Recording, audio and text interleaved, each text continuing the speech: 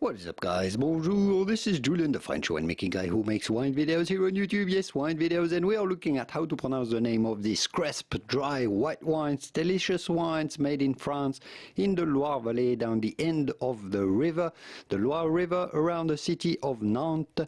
Those are the versions of those wines that are aged on their lees at the winery. In tank, they leave the wines on their lees, so they catch a little bit more oily texture. They make them a little bit more softer and smoother on the palate, because those are pretty acidic wines. It goes well that they aged on their lees. So how do you go about pronouncing the name of those wines?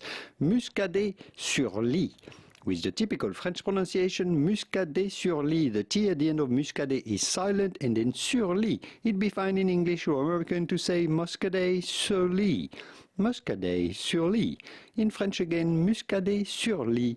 Muscadet sur lie. If you want to hear how to pronounce the grape variety that is behind the Muscadet wines, here is a video about it. And if you like to learn more about wine, you found the right channel. I'll leave you to it, and I will see you soon in the wonderful world of wine. Au revoir.